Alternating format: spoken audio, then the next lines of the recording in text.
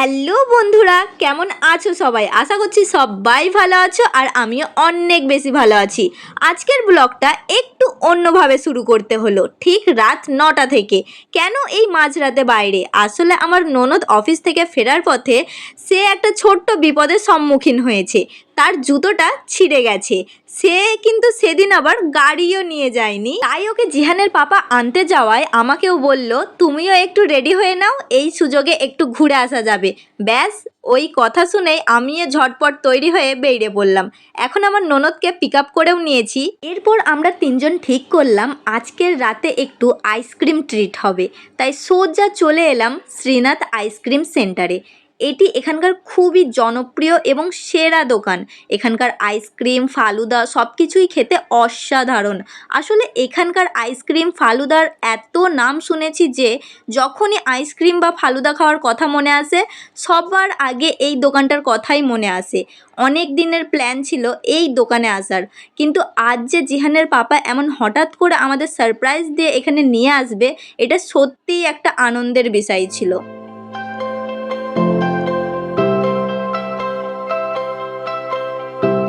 এখানে আমরা মেনু দেখার পর আমরা অর্ডার করে নিয়েছিলাম একটা ম্যাঙ্গো ফালুদা, হাফ আঞ্জির শেক আর হাফ বাদাম শেক। আমি আমার ননদকে বললাম আজকে এখানে আসা হয়েছে শুধু তোমার জন্য, কারণ তোমার যদি আজকে জুতো না ছিঁড়তো তাহলে হয়তো আজকে এখানে আসার সুযোগটা হতো না। সো তুমি আগে ট্রাই করো। আমার ননদ একটু ট্রাই করার পর আমার দিকে বাড়িয়ে দেয় আর আমিও ট্রাই করে দেখলাম। তবে একটা সত্যি কথা বলতে, আমি যতটা আশা করেছিলাম, লোকের মুখে এত শুনেছিলাম এখানকার কথা, এত দিনের আমার আশা ছিল যে এখানে আসবো খাবো, কিন্তু সেই ইচ্ছাটা যেন আমার নিমেষেই শেষ হয়ে গেল। সেরম খুব একটা ভালো ছিলও না ফালুদাটা। আশা করছি শেকগুলো তার থেকে অনেকটা ভালো হবে। আমি এটা বলছি না যে একদমই খারাপ, ঠিকঠাক ছিল। তবে এখানের থেকে আমরা অন্য এক জায়গায় খেয়েছিলাম, সেখানের আমার যেন বেশিই ভালো লেগেছিল। দাও দাও দাও।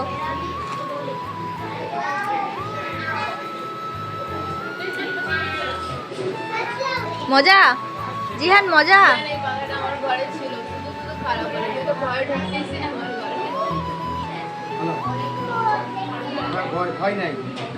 ভয় কোথায়? জিহান এই পাখাটা থেকে ভয় খাচ্ছে।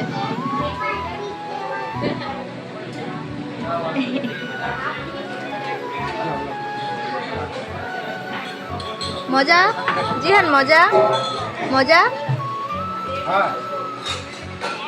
তবে একটা কথা বলতেই হয়, ম্যাঙ্গো ফালুদা আমার অতটা ভালো না লাগলেও বাদাম শেক আর আঞ্জির শেক দুটো কিন্তু দারুণ ছিল। আর আমার কাছে কিন্তু বাদাম শেকটা একটু বেশিই ভালো লেগেছে।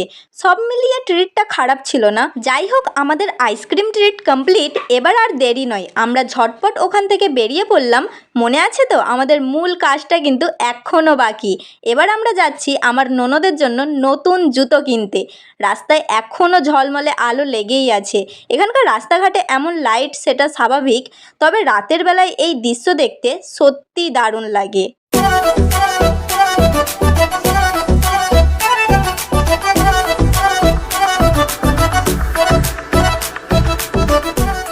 আমি আর ভেতরে যাইনি। জিহানের পাপা আর আমার ননদ দুজন মিলে জুতো পছন্দ করছিল, কিন্তু এই দোকানে এত সুন্দর সুন্দর কালেকশন ছিল যে আমি ভেতরে না এসে আর থাকতেই পারলাম না।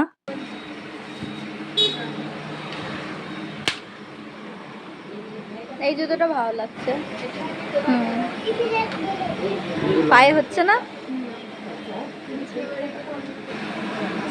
এটা একবার দেখ না, এটা এটা একবার দেখ না। আরে এই জুতোটা কোথাও কুটুমবাড়ির জন্য ঠিক আছে, পায়েই হচ্ছে না, ঢুকছে না। কত লাল হয়ে গেছে পাটা। এটা এমনি শোয়ের জন্য এই জুতোটা ভালো লাগছে, কিন্তু নর্মালি ভালো। ওই দিকের সেকশানে তো আমরা নর্মালি জুতো দেখছিলাম যেটা রোজকারের জন্য পরা যাবে, কিন্তু এই দিকের কালেকশন দেখো, একদম যেন মনটা এক নিমেষে চুরি করে নিল। এখানে এখন অফার চলছিল, যার জন্য এখানে লেখা আছে 600 টাকায় দুটো, কিন্তু এখানে নর্মালি যদি তোমরা যাও আর কি, এখানে দাম অনেক নেয়, অনেক। এখানের কালেকশন অনেক সুন্দর। তো যাই হোক, আর বেশি কথা বাড়াবো না, আজকের ব্লগটা আমি এখানেই এন্ড করছি। এই ব্লগটা তোমাদের কেমন লেগেছে আমাকে কিন্তু অবশ্যই কমেন্টে জানিও। তো সবাই ভালো থাকবে, সুস্থ থাকবে।